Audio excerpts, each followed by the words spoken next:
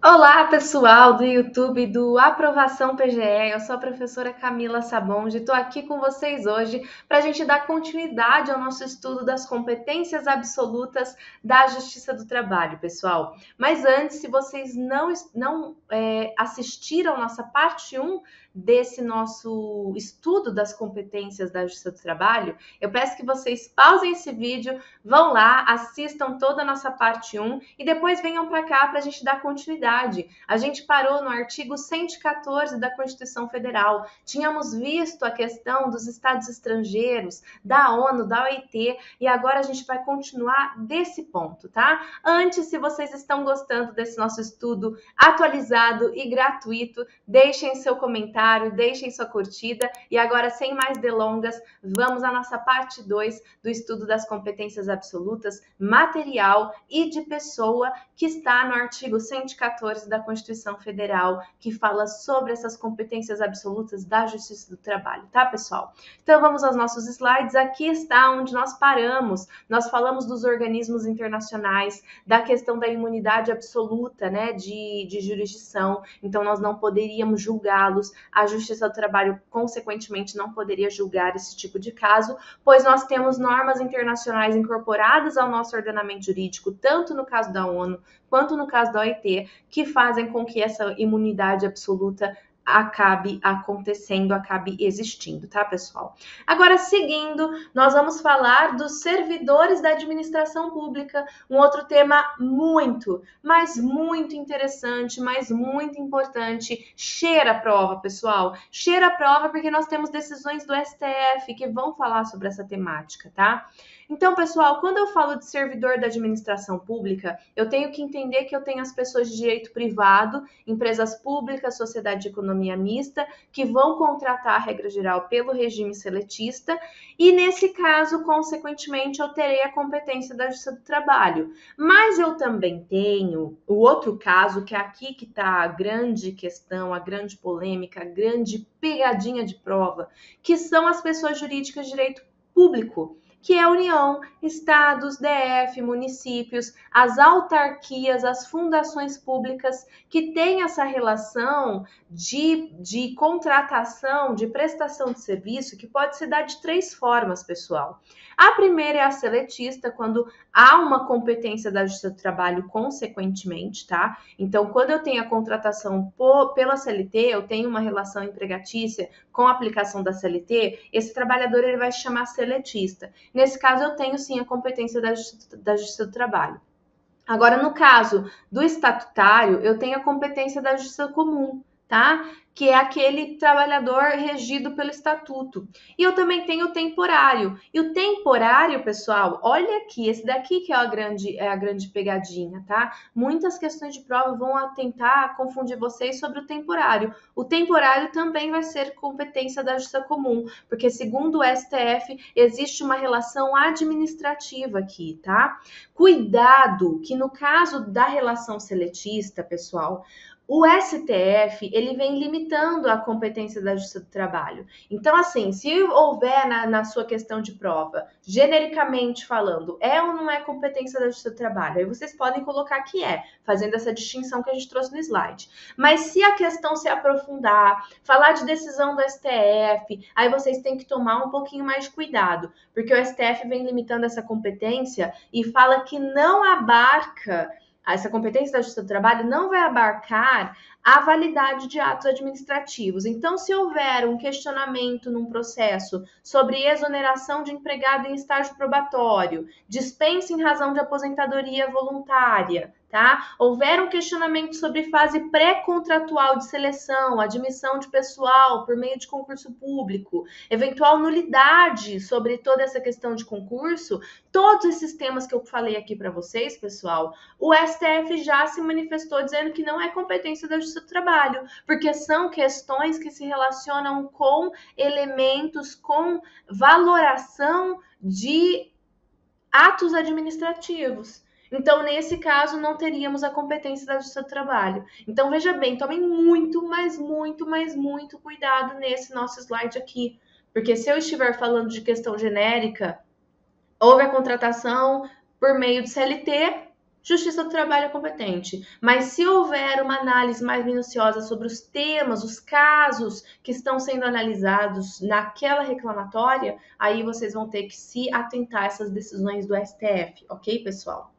Seguindo, nós temos a questão dos serventuários de cartórios extrajudiciais. Pessoal, esse tema aqui já foi muito polêmico, já foi muito queridinho de prova. Hoje em dia, a gente já tem uma questão muito pacífica, muito harmoniosa na jurisprudência, no sentido de que, em decorrência desses serviços notariais e de registros serem exercidos em caráter privado, então nós temos a delegação desse poder público para o titular do cartório, que exerce toda essa atividade em caráter privado, para o TST. Esses trabalhadores que são contratados por esse titular desse cartório, eles têm um vínculo com esse titular, um vínculo trabalhista, tá? Então, eles têm um vínculo empregatício com esse titular. Consequentemente, se houver alguma questão trabalhista relacionada com verbas, direitos suprimidos desses trabalhadores que foram contratados por esse titular do cartório, não há uma relação com a administração pública que contratou ou que, na verdade, que delegou, né, esse serviço notarial para esse titular. Mas existe sim uma competência, uma atribuição, uma responsabilidade aí de esse titular responder perante a Justiça do Trabalho em relação a essas verbas, né? Então, há a competência da Justiça do Trabalho e há a possibilidade de esse titular ser questionado, ser aí demandado em âmbito de uma reclamação trabalhista, ok, pessoal? Seguindo aqui, né, no nosso inciso 2, né, do artigo 114. Então, até agora a gente estava, olha que rico esse inciso 1, até agora a gente estava falando do inciso 1. Agora nós vamos para o inciso 2, que vai falar das ações que envolvam exercício de direito de greve. Então, é competência material da Justiça do Trabalho qualquer caso que vá falar sobre direito de greve. Então, há alguma questão de regularidade de direito de greve, há alguma demanda que fale sobre o direito de exercer licitamente o direito de greve, tudo isso é competência da Justiça do Trabalho. Inclusive, ações possessórias. Então, olha, existe alguma questão relacionada com os trabalhadores que fecharam a porta da empresa e não estão deixando os trabalhadores ou o empregador que não aderiram à greve entrar. Esse tipo de coisa pode ser relacionado, pode ser decidido, pode ser questionado por meio de ações possessórias e isso também vai ser competência da Justiça do Trabalho. Ah, mas os grevistas, eles delapidaram todo o patrimônio, quebraram tudo. Nós sabemos que a greve ela tem que ser pacífica. Então, nós temos a possibilidade de alguma ação pleitear uma indenização em virtude desse dano material que ocorreu em virtude desses grevistas terem se excedido. Esse tipo de ação indenizatória também vai ser competência da Justiça do Trabalho, tá, pessoal? E aqui eu trouxe para vocês algumas questões importantes do STF. A primeira é a súmula vinculante 23 do STF, que vai falar sobre a temática. A Justiça do Trabalho é competente para processar e julgar ações possessórias ajuizadas em decorrência do exercício do direito de greve pelos trabalhadores da iniciativa privada. Então, é o que a gente acabou de falar aqui. A Justiça do Trabalho ela é sim competente para essas ações possessórias, tá? Aí nós temos também a ADI 3395 do STF, que vai falar que a competência da Justiça do Trabalho, pessoal, apenas se restringe à iniciativa privada, tá? Por quê, pessoal? Porque nós temos toda aquela discussão sobre os servidores públicos que a gente viu no slide anterior. Então, de acordo com essa ADI 33395, o inciso 2º ele tem que ser analisado restritivamente de acordo com a delimitação que já foi feita no inciso 1º. Então, a competência da Justiça do Trabalho apenas se restringe à iniciativa privada, sendo que as ações decorrentes do exercício de greve dos servidores públicos estatutários são de competência da Justiça Comum. Então, envolveu o estatutário também no caso da greve, nós temos a competência da Justiça Comum, tá, pessoal? E nós temos aqui outro julgado do STF que fala que é competente a Justiça Comum para o julgamento da abusividade de greve de servidores públicos seletistas da administração pública direta, autárquica e fundacional pública. Ou seja, só é competente a Justiça do Trabalho os servidores de pessoa jurídica de direito privado. Então, se vocês lembrarem do nosso slide anterior, nós observamos que nós tínhamos aquela divisão. Quando nós falávamos de empresa pública, sociedade de economia mista, né, nós tínhamos aquelas pessoas jurídicas de direito privado, nós tínhamos a competência da Justiça do Trabalho. Quando nós estávamos falando de autarquia, fundação, haveria só a competência da Justiça do Trabalho se nós tivéssemos um vínculo seletista, não é verdade? Muito que bem, mas eu disse para vocês que o STF ele vinha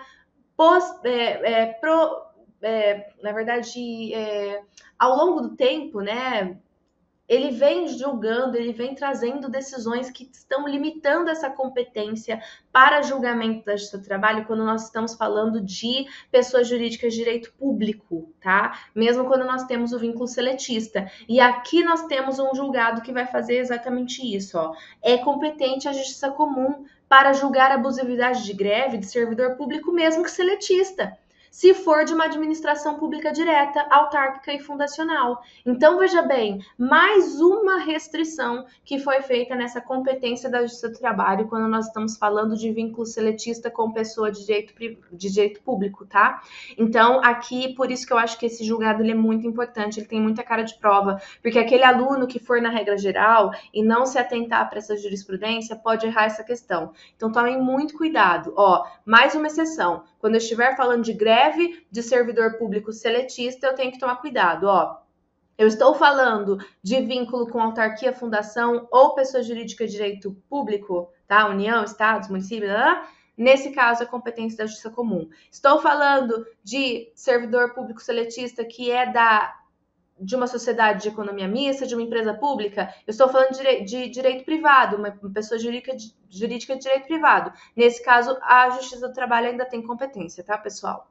Seguindo, nós temos aqui o item 3, que é um pouquinho mais tranquilo, né? O inciso 3 e o inciso 4, que vão falar o seguinte, ó, a competência da Justiça do Trabalho também é aceita, também é trazida pela Constituição quando estamos falando de ações sobre representação sindical entre sindicatos, né, entre entes sindicais, e nesse caso, pessoal, estou falando também de federações, confederações, centrais sindicais, tá? Tudo que se relaciona com essa atuação desses entes sindicais entre sindicato trabalhador e entre sindicatos e empregadores, tá? Então, tudo que for relacionado com essa atuação de sindicatos vai ser competência da Justiça do Trabalho, tá? E no item 4 nós temos o quê? Os mandatos de segurança, habeas corpus, habeas datas, quando o ato questionado envolver uma matéria sujeita à jurisdição da Justiça do Trabalho. Então, se houver, por exemplo, um ato coautor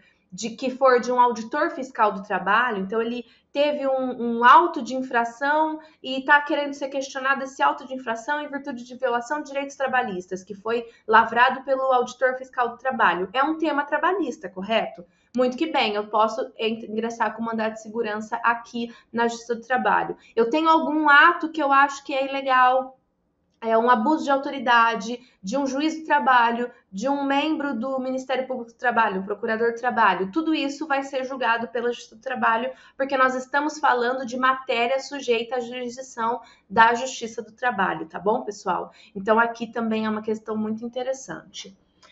Seguindo, ó, aqui eu trouxe ainda a questão, ó, que nós temos a inclusão no item 3 que a gente acabou de falar, das federações, confederações e centrais sindicais, e eu trouxe aqui um tema do STJ, ó. Compete à Justiça Comum processar e julgar demandas em que se discute o recolhimento e o repasse de contribuições sindicais de servidores públicos, regidos pelo regime estatutário. Novamente eles, pessoal, eu acho que é uma grande aposta esses temas que falam de servidor público quando é competência, tá? Porque eu acho que tem cara de prova de procuradoria, tá? Então, nós temos aqui outra restrição à competência da Justiça do Trabalho quando estamos falando de servidor público em regime estatutário, tá? O TST ele vem afastando a competência da Justiça do Trabalho para ações de representatividade sindical e eleições sindicais quando se tratam de sindicatos representativos de servidores públicos estatutários. E por que o TST vem fazendo isso, pessoal? Porque, segundo o TST, nós temos aí uma competência administrativa administrativa, um assunto administrativo interno desse ente sindical de servidores públicos estatutários. Então, o TST também vem afastando essa competência nesse caso aqui, tá? Seguindo, pessoal, nós temos aqui, né, o inciso 5, que vai falar dos conflitos de competência. Então, a Justiça do Trabalho também é competente para julgar os conflitos de competência entre órgãos da sua jurisdição. Então, se eu tenho um TRT e outro TRT que tem questionamentos, né, ou os dois se acham competentes ou os dois não se acham competentes para alguma ação, aí a Justiça do Trabalho também vai julgar esse tipo de caso, tá? O TST vai julgar esse tipo de caso, tá? Ressalvado o artigo 102, que vai trazer a competência do STJ, tá? Então, por exemplo, se o TST acha que tem uma competência e outro tribunal superior, aí quem vai julgar é o STJ e isso está lá no artigo 102, ok, pessoal? As ações de indenização por dano moral ou patrimonial, tá? Decorrentes da relação de trabalho também são competências da Justiça do Trabalho. E aqui a gente vai falar sobre essa questão aqui do acidente do trabalho, que eu acho muito importante, eu acho que tem cara de prova objetiva também. Pessoal, o seguinte, ó. Quando eu falo de competência da Justiça do Trabalho para julgar ações de indenização por dano moral, de indenização por dano patrimonial, eu quero dizer que quando eu tenho um acidente do trabalho, quando eu tenho uma doença, quando eu tenho algum ato ilícito, tá? Que tem um dano e existe um nexo causal ali, esse dano ele tem que ser reparado. Quando eu estou falando da reparação desse dano, e esse dano ele é originário de uma relação de emprego, eu tenho a possibilidade que o trabalhador ele ingresse com uma ação pleiteando essas indenizações na Justiça do Trabalho contra o seu empregador. Isso é competência da Justiça do Trabalho, porque eu estou falando do quê? De uma matéria trabalhista. Esse dano, ele é originário da relação de trabalho. Consequentemente, eu tenho uma competência de matéria, uma competência absoluta prevista no artigo 114 da CF. Agora, se porventura esse mesmo acidente que gerou essa necessidade de reparar o empregado pelo empregador, ou seja, o empregador reparar esse dano que foi causado, pagar um pensionamento, pagar uma cirurgia, pagar até uma questão de dano moral mesmo, né? Esse abalo psicológico que foi sofrido. Esse mesmo acidente, ele também pode gerar algumas consequências previdenciárias, tá? Esse acidente do trabalho, ele pode gerar a necessidade de se questionar um benefício previdenciário. Então, nesse caso, se eu quiser ingressar com alguma ação contra o INSS, aí eu tenho a competência da Justiça Comum, não é competência trabalhista. Então, é isso que eu quis trazer aqui em vermelho para vocês não fazerem confusão. Eu tenho um acidente do trabalho, eu tenho várias possibilidades, consequências que podem ser originárias desse acidente, assim como as doenças do trabalho também, tá? Então, eu tenho tanta possibilidade de que esse acidente, essa doença, origine uma ação que vai ser da Justiça Comum, que são as acidentárias, como eu tenho a possibilidade dessa indenização por danos morais e patrimoniais, essas reparações que vão ser competência da Justiça do Trabalho, tá bom? E aí eu também tenho aqui, ó, o nosso inciso 7º, que vai falar das ações relativas a penalidades administrativas impostas aos empregadores pelos órgãos de fiscalização das relações de trabalho. Nós até já adiantamos um pouquinho essa questão quando a gente estava falando do mandato de segurança.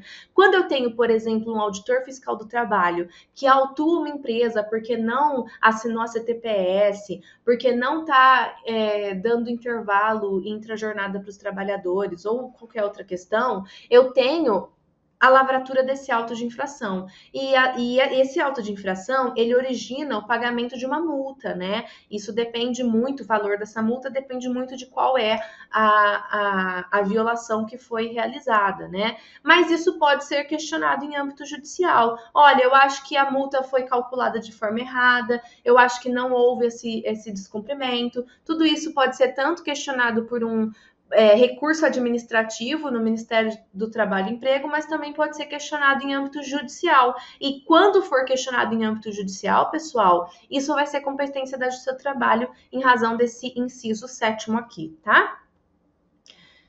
Bom, pessoal, Seguindo, nós temos o inciso 8º, que fala da execução de ofício das contribuições sociais previstas no artigo 195, tá? E seus acréscimos legais decorrentes das sentenças que proferir. Das sentenças que proferir, pessoal. Ó, o que eu acho importante da gente colocar aqui, tá? O mais importante de tudo, o que vai ser pegadinha de prova para vocês, é que só vai ter a competência da Justiça do Trabalho de, na sentença, prever a contribuição, a aplicação, a incidência dessa contribuição social em cima dos valores, quando nós tivermos uma condenação. Quando eu não tenho condenação, quando é uma sentença declaratória. Então, assim, olha, reconheci o vínculo empregatício, só que os salários já foram pagos. As verbas trabalhistas já foram pagas. Foram pagas como se fosse um autônomo, mas foram pagas. A grande questão era reconhecer se tinha vínculo ou não. Nesse caso, é uma sentença declaratória. Os valores já foram pagos. Eu não estou condenando a empresa em pagar verbas, em pagar alguma coisa para o trabalhador. Já foi pago, é só a sentença declaratória de que era um vínculo empregatício e não era um vínculo autônomo. Nesse caso de uma sentença declaratória, não tem a competência da Justiça do Trabalho para determinar a contribuição social em cima de todos os valores pretéritos daquele vínculo que foi reconhecido. Nesse caso, haverá necessidade de discussão sobre essas questões na Justiça Comum, tá, pessoal? Só vai haver a competência da Justiça do Trabalho para reconhecer essas contribuições sociais, a incidência dessas contribuições, quando eu tiver a condenação e quando eu tiver a condenação em verbas de natureza salarial, porque a contribuição social, a base de cálculo dessa contribuição, na verdade, a incidência dessa contribuição é só sobre verbas de natureza salarial. Quando eu tenho, por exemplo, um acordo, né? Um acordo homologado em âmbito da Justiça do Trabalho. E é declarado que todos aqueles valores são indenizatórios porque só se reconheceu valores em caráter de dano moral. Nesse caso, não vai ter incidência de contribuição social. Por quê? Porque eu tenho dois requisitos para se preencher para condenar, para ter a incidência dessas contribuições. Primeiro, eu tenho que ter uma sentença condenatória. E segundo, tem que ter as verbas salariais. Se forem verbas indenizatórias, também não aplica, tá, pessoal? Segundo ponto que eu acho importante a gente comentar aqui, não há a competência da Justiça do Trabalho para determinar a contribuição, a incidência de contribuições de terceiros. Então, o sistema S não vai ser incluído aqui. Quando eu estou falando de contribuições sociais, eu estou falando de contribuições da Seguridade Social, da Previdência Social, tá bom, pessoal? Aí, para finalizar o nosso slide, muito cuidado. Eu acho que a maioria de vocês já sabem sobre isso, mas eu vou trazer com muita ênfase isso daqui para vocês, pessoal. Tomem muito cuidado, porque a Justiça do Trabalho não tem competência penal. Nenhum crime pode ser julgado pela Justiça do Trabalho, tá? Então, mesmo em casos de crime contra a organização do trabalho, eu não vou ter a competência da Justiça do Trabalho para julgar. Então, eu tenho que levar isso daí, dependendo de qual seja o crime, para a Justiça Federal ou para a Justiça Estadual, tá bom, pessoal? Justiça do Trabalho não vai julgar crime, ok?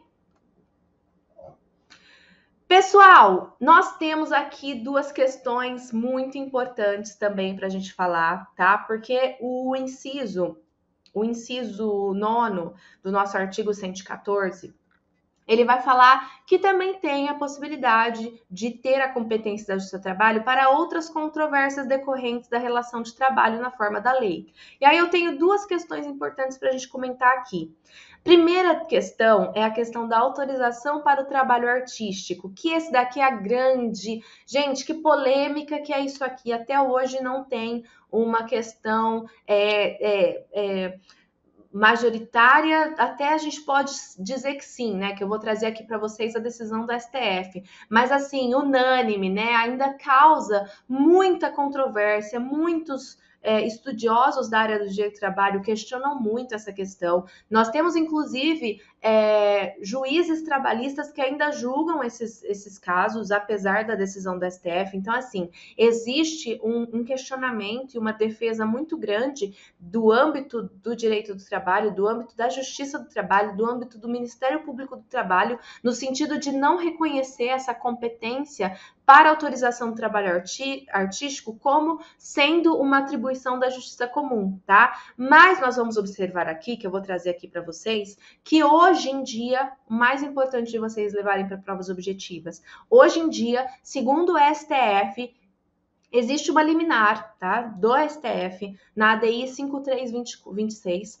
que prevê a competência da justiça comum para autorizar o trabalho artístico para menores de 16 anos, tá? E isso é porque, segundo o STF, esse vínculo artístico, do trabalho artístico, não é efetivamente um trabalho, não é um vínculo contratual trabalhista. Na verdade, seria um livre desenvolvimento da criança dos seus dons artísticos, do seu desenvolvimento social e cultural, tá? Então, segundo o STF, não abarcaria, consequentemente, essa competência da Justiça do Trabalho. Isso é aceito pela Justiça do Trabalho? Muitos magistrados, muitos desembargadores, muitos ministros, muitos procuradores do trabalho, muitos estudiosos da academia não vão defender esse tipo de teoria. Isso porque, de acordo com essas pessoas, tá, pessoal, e essa grande parte da doutrina trabalhista, nós temos a vedação do trabalho do menor de acordo com o artigo 7º, tá? Que veda esse trabalho dos menores para menos de 16 anos, salvo condição de aprendiz para maiores de 14. A Convenção 138 da OIT prevê essa possibilidade de autorização para o trabalho artístico de crianças e adolescentes, mas tem que ser uma análise individual. E segundo essa doutrina majoritária trabalhista, para você fazer essa análise de forma mais minuciosa, quem teria mais competência, quem teria mais conhecimento, porque atua nessa área, porque tem essa formação trabalhista, seria o juiz do trabalho. Outra questão de argumento seria a questão do artigo 406 da CLT, que prevê essa competência do juiz de menores, mas prevê essa competência do juiz de menores porque era uma legislação, pessoal, que não foi abarcada pela nossa Constituição, que é a parte que falava daquela teoria, né, do menor, aquela questão relacionada com a tutela do menor. Aquela teoria, né, do Código do Menor, que foi substituída pelo ECA, que traz esse menor como um ser autônomo e detentor de direitos, né? Então, hoje em dia, esse artigo 406, ele está em dissonância com a tutela da criança e o adolescente, como nós vemos hoje. Então, na verdade, esse artigo ele seria uma lacuna ontológica, né? Porque já foi superada pela nova teoria aí de tutela da criança e do adolescente. Então, de acordo com isso, né, essa teoria, essa doutrina majoritária trabalhista vem defendendo que nós não teríamos a possibilidade desse juiz de menores, né, que seria um termo até inadequado, né, que seria esse juiz da justiça comum, julgar esse tipo de caso seria, sim, uma competência trabalhista, tá? Mas, pessoal, trago aqui esse posicionamento, mas também trago para vocês que o que vem prevalecendo, pelo menos na decisão do STF, é que seria sim competência da justiça comum, seria sim competência do juiz da justiça comum para julgar esse tipo de caso, então não seria competência da justiça do trabalho, tá? Então, questões objetivas, sigam o entendimento do STF, ok? E aí, para finalizar, a gente comentou aqui, né, que vem tendo uma exclusão dos servidores públicos da competência da Justiça do Trabalho. Nós temos a possibilidade de alguns servidores públicos seletistas serem julgados pela Justiça do Trabalho, mas nós temos até umas exceções que estão sendo relativizadas, a questão da greve, né, a gente até falou no bloco anterior, mas uma questão extremamente importante que vai contra toda essa tendência de excluir o servidor público é a questão do meio ambiente do trabalho. Pessoal, a súmula 736 do STF vai falar o seguinte, pessoal: compete à Justiça do Trabalho julgar as ações que tenham como causa de pedir o descumprimento de normas trabalhistas relativas à segurança, tá? Segurança e meio ambiente do trabalho, tá? Nesse caso, pessoal, o que vai acontecer? A doutrina e a jurisprudência vêm entendendo que a súmula 736 do STF significa que em qualquer tipo de relação, seja essa relação estatutária, seja essa relação seletista na administração pública direta, indireta, né, relação privada, relação terceirizada, em qualquer tipo de relação de prestação de serviço, se eu estiver falando de meio ambiente do trabalho, se eu estiver falando de normas de segurança e saúde do trabalhador, por força da súmula 736 do STF, terá a competência da Justiça do Trabalho. Isso significa, inclusive, que o Ministério Público do Trabalho pode atuar investigando esse tipo de situação, se houver, veja bem, meio ambiente do trabalho, se tiver alguma relação com EPI, com insalubridade, com algum prejuízo à saúde do trabalhador, nós temos sim a competência da Justiça do Trabalho. Isso daqui é muito importante, porque como a gente viu ao longo da análise da jurisprudência do STF, essa súmula ela vai contrária a essa flexibilização, a essa restrição de retirar esses servidores da competência da Justiça do Trabalho. Então aqui nós temos uma exceção e a gente sabe que exceção tem muita possibilidade de cair em prova, tá, pessoal? Por isso que eu tô trazendo isso daqui para vocês, ok? Então, pessoal, a gente vai finalizar o nosso bloco falando da competência funcional, que é a última competência absoluta. Já fechando aqui quase, já passando, né, dos 30 minutos, mas a gente só vai falar mais desse slide. E aí vocês voltem, porque no nosso próximo bloco de 30 minutos, nós vamos começar a falar sobre as competências relativas, competência territorial. E, pessoal, já adianto para vocês que nós temos uma questão muito importante no próximo bloco, que vai falar sobre competência territorial, que é a forma de apresentar essa incompetência, que foi prevista na reforma trabalhista. Tivemos grande modificação, o artigo 800 da CLT. Então, por favor, não percam o nosso próximo bloco, porque eu acho que é uma grande aposta para vocês nas provas objetivas, tá bom? Mas para fechar esse bloco, para vocês já irem contentes aí, finalizar, descansar, nós vamos falar da última competência absoluta. Ufa, fechando competência absoluta da Justiça do Trabalho, nós temos a competência funcional. Competência funcional, pessoal, nada mais é do que aquela competência que se relaciona com a função. Ela vai ser fixada de acordo com a distribuição interna das atribuições da Justiça do Trabalho. Então, nós temos alguns órgãos judiciais, né, dentro da Justiça do Trabalho, que são organizados de forma que a gente consiga efetivar, ter mais celeridade, ter mais organização na prestação jurisdicional. Então, nós temos, por exemplo, a hierárquica, que é a vertical, ou seja, nós temos as varas, que são a primeira instância, segunda instância, que é o TRT, e depois nós temos o nosso Tribunal Superior, que é o TST. Nós temos também a horizontal, ou seja, uma distribuição de acordo com fases do processo. Tem algumas localidades que separam varas de execução, né? Então, nós temos varas de execução trabalhista e varas que só vão lidar com fase de conhecimento. Então, nós temos essa possibilidade de divisão funcional horizontal, ou seja, tem a fase de conhecimento, terminou, vai para uma outra vara para fazer execução. E nós temos também a divisão, que também é horizontal, dentro de um próprio tribunal, que pode ter o pleno, pode ter as turmas desse tribunal, então também é uma forma de dividir para a gente conseguir gerir melhor essa distribuição da jurisdição, tá, pessoal? Então, essa é a última competência absoluta, que é a competência funcional. Então, pessoal, eu espero que vocês tenham gostado desse nosso bloco, né? Muito conhecimento, muita coisa para estudar, mas eu tentei trazer o máximo de julgados, de coisas novas, atuais, que podem cair na prova para vocês. Então, descansem e voltem no nosso próximo encontro para a gente falar de competência relativa com novidades da reforma trabalhista. Até mais!